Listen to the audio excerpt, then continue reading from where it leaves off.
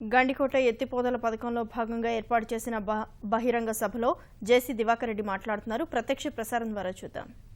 ఇంతవరకు ఓట్లే కారాలు ఇవాళ నిజంగా ఒక స్థితినమని చెప్పాల. ఇందాక మా వాడు సతీష్ చెప్పాడు, రక్తం ఏర్లై పారిన ప్రాంతంలో కృష్ణా జలాలతో ఇవాళ పునీతమవుతా ఉందనేటువంటి మాట ఇది నిజం సార్. ఇది మేమంతా పక్కనే ఉన్నాం. నాకు పులివెందులకు బార్డర్, మేమిద్దరం. ఇక్కడ ఎన్ని అకృత్యాలు జరిగాయో ఆ అకృత్యాల ఫలితాలు మా ప్రాంతాల్లో కూడా చూసాం. వాడు సతీష్ చెప్పినటువంటి మాట, చీనా చెట్లు నరికినటువంటి మాట, తర్వాత అరటి చెట్లు నరికినటువంటి మాట ఈ ఈ ఈ ఈ శతాబ్దంలో ఎవరు మర్చిపోలేనటువంటి పరిస్థితులు అనేటువంటి మాట కూడా నేను చెప్తున్నా.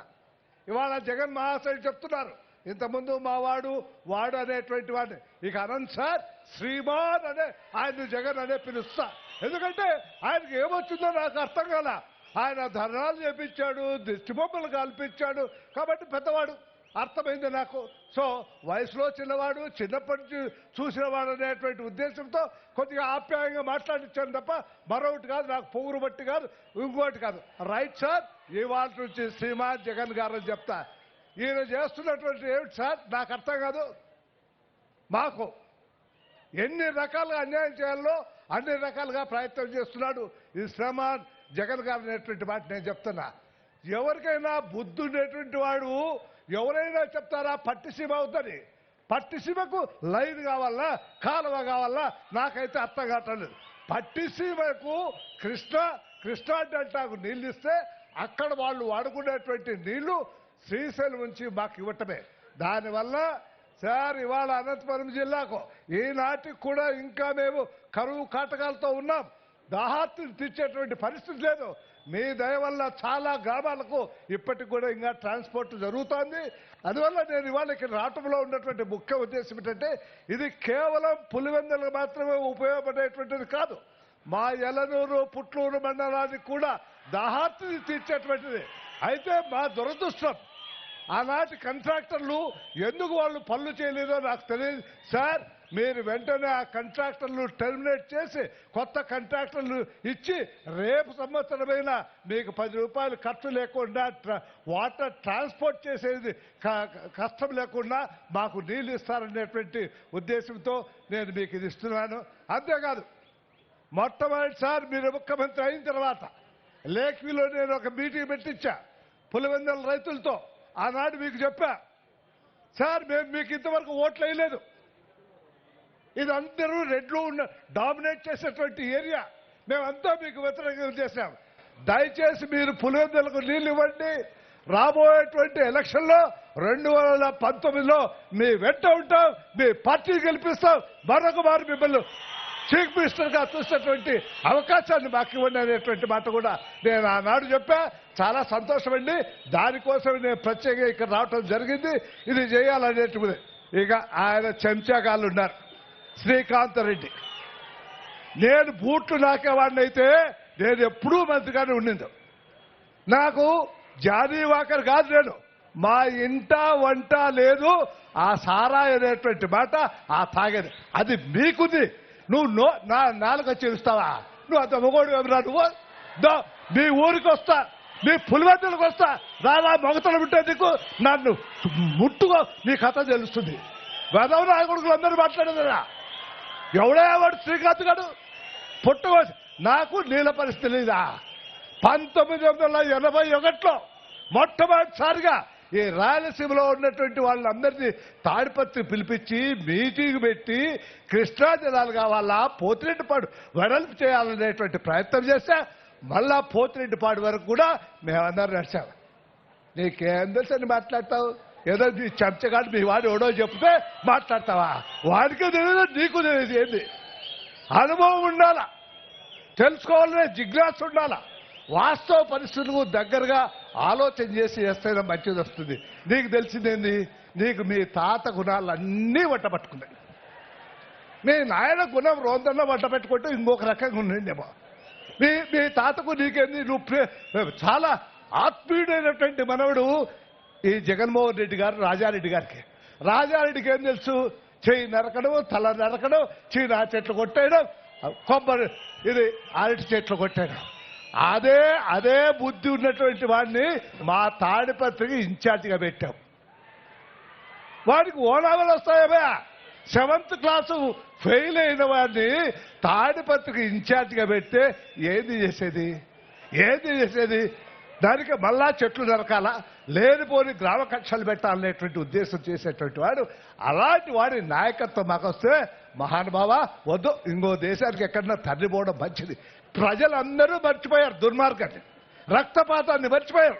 మళ్ళా రక్తపాతాన్ని ప్రేరేపించడానికి మళ్ళా జగన్ రూపంలో వస్తున్నాడు. దయచేసి తస్మాత్ జాగ్రత్త. కృతజ్ఞత అనేది ఉండాల మనిషికి. కుక్కగా ఉంటే కృతజ్ఞత మనకు లేదయ్యా. కృతజ్ఞత లేకపోతే మనం మనుషులు అర్పించుకోం. నేను మనం చేస్తున్నా, రాబోయే రోజుల్లో ముఖ్యమంత్రి గారు గట్టిగా చప్పట్లు కొట్టమంటారు. ఎందుకు సార్ మీకు చప్పట్లు అనవసరం? ఈ చప్పట్లు అవసరంలా. 2019లో మనం చిత్తశుద్ధితో పనిచేసి ఈ పులివెందుల నియోజకవర్గంలో మన పార్టీ అభ్యర్థిని, తెలుగుదేశం అభ్యర్థిని గెలిపించుకొని మళ్ళా ముఖ్యమంత్రి చేస్తే ఇతరు కృష్ణా నీళ్ళు కాదు, గోదావరి నీళ్లు వస్తాయి.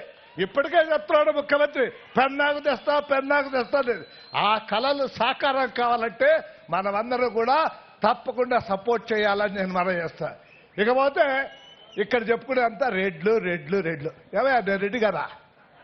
నేను అసలు రెడ్డినయా? నేను కంత్రి రెడ్డిని కాదు, నేను అర్థం రెడ్డిని కాదు. మరి మాకంతా పోటీ ఎందుకు పెడతారు మీరు? యునానిమస్గా వదిలిపెట్టండి మాకు రెడ్లకు. మేమేం వద్దన్నాం కదా. అప్పుడు మాకు యునానిమస్గా వదిలిపెడితే నేను కూడా చెప్తా, జై జై జై రెడ్డి అనేటువంటి మాట మాట్లాడితే రెడ్డి పోటీ పెడతారు. నీ అవసరానికి వచ్చేప్పుడు మనం రెడ్లా. ఈ కులం, వర్గం ఇవన్నీ పెట్టుకుంటే లాభంలా. చంద్రబాబు నాయుడు గారికి సంబంధించినటువంటి వాళ్ళు ఎవరు లేరు ఈ కడప జిల్లాలో. ఎడన్నా 1-2 పల్లెల్లో ఉన్నారో నాకు తెలియదు.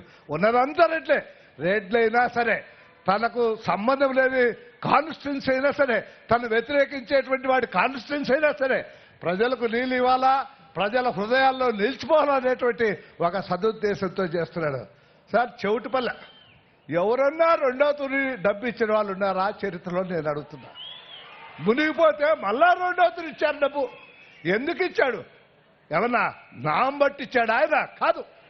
ఎటు తిరిగి పులివెందులకు నీళ్ళు ఇవ్వాలా, పోతే పోయింది డబ్బు. ఈ దాహార్తిని తీర్చాలా.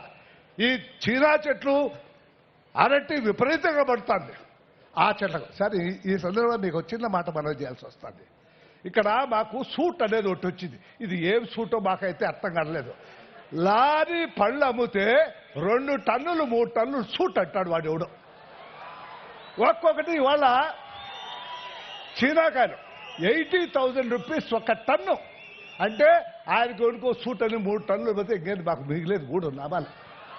ఈ సూట్ అనే విషయంలో మాత్రం ఎవరు దళారి గారు మీరే అమ్ముకోవచ్చు బయట పోయి. మాకు ఆ యోగ్యత లేక, ఆ శక్తి లేకుండా కదా ఇవాళ మీకు చెప్తాను. ఈ సూట్ అనేటువంటిది మీరు పోలీసులు ఉపయోగించైనా సరే రౌడీ మావులటది. అంటే ఎవడైతే మా కాయలు కొంటాడో వాడే 3 టన్నులు సూట్ అంటాడు. వాడికి కావాలంటే 10,000 నీ కాయలంటే మాకేం అభ్యంతరంలా, 15,000 రూపాయలు చెప్తాడు. సూట్ అని 3 టన్నులు ఫ్రీగా అరటికి తీసుకుంటాడు, చీనాకు తీసుకుంటాడు, టమోటా కూడా తీసుకుంటాడు. ప్రతి ఫ్రూట్ కూడా ఈ సూట్ అనేటువంటి మాట వస్తుంది. ప్లీజ్ ఇది మీరు ఎక్స్ట్రాగా ఆలోచన చేసి ఈ రాయలసీమలో ఉన్నటువంటి రైతులు రక్షించడానికి ఈ సూట్ అనేటువంటి పదాన్ని మాత్రం తీసేయించవలసిందిగా మరొక మాలు మిమ్మల్ని కోరుకుంటూ, సార్ మాకు వెంటనే అది మీరు ఆర్డర్స్ వేయండి సార్. మళ్ళా చేతిలో పట్టుకుంటే లాభం లేదు. ఇక్కడే వేసేయండి, ఏముంది, కొత్త కాంట్రాక్టర్ నుంచి పని చేయించండి. మాకే వద్దు సార్ ఆ కాంట్రాక్ట్, ఎవరికన్నా ఇచ్చుకోండి. Right, thank you. ఇమ్మీడియట్ గా మంత్రికి ఆదేశాలు ఇస్తున్నా, సెక్రటరీకి ఇస్తున్నా. Right sir. పాత టెండర్ క్యాన్సిల్ చేసి ఇమ్మీడియట్ గా టెండర్ కాల్ఫర్ చేయమంటారు. నీళ్ళు ఇవ్వడానికి ఇమ్మీడియట్ గా థ్యాంక్ యూ. ఇది చెప్పుకోవడానికి మీ దగ్గరకు వచ్చా. We are highly grateful and thankful to you sir. Thank you sir. Thank you Divakar garu. ఇప్పుడు కలెక్టర్ గారు ఇది నాకు స్టడీ చేసి చెప్పండి. ఈ సూట్ ఏంటో దీనికి అర్థాల్చాలి, ఎక్కడొచ్చింది, ఎందుకు వచ్చింది, అందుకోసం ఒకసారి అనలైజ్ చేయండి. నేను అలాంటి మధ్యవర్తులు, దళారులు లేకుండా ఏం చేయాలో వర్కౌట్ చేద్దాం. ఇంకా దీన్ని కడప, అనంతపూర్, చిత్తూరు, కర్నూలు ఒక హార్టికల్చర్ హబ్గా తయారు చేస్తాం. దానికి ఆదర్శంగా పులివెందుల